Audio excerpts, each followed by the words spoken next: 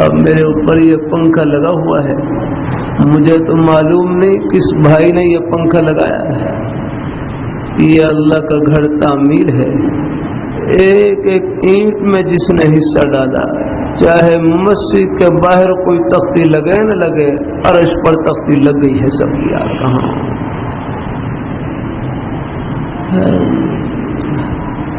ہر نیک عمل کی روح اللہ میاں کو خوش کرنے کا جذبہ، بس یہ روح ہے، دنیاوی نام و نمود اس کی کوئی حقیقت نہیں ہے۔ یار کہاں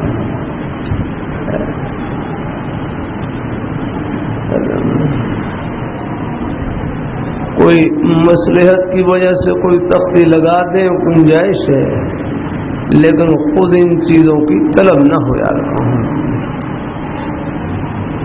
ریا کا معنی دکھلاوا ہوتا ہے، دکھلاوا۔ اللہ تعالی ہم سب کی حفاظت فرمائے۔ ایک ہمارے بھائی فرمائے لگے، بندوں کو کیا دکھلانا، جن کی آنکھیں ہر وقت مچ رہی ہیں ان کو کیا دکھلانا، دکھلائیں ان کو جو ہر وقت دیکھ رہے ہیں۔ یار کہاں واللہ خبیر بما تعملون، تم جو کچھ کر رہے ہو ہم باخبر ہیں۔ واللہ بصیر بما تعملون، تم جو کچھ کر رہے ہو ہم دیکھ رہے ہیں۔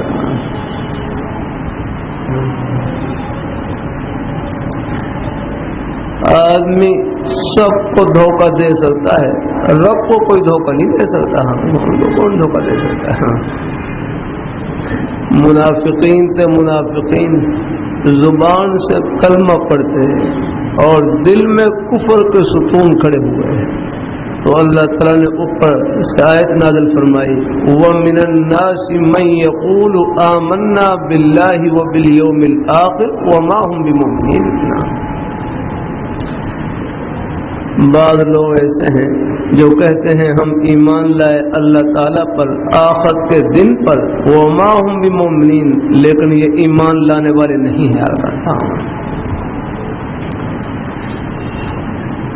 اللہ تعالیٰ کی نظر بڑی گہری نظر ہے۔ یار کہاں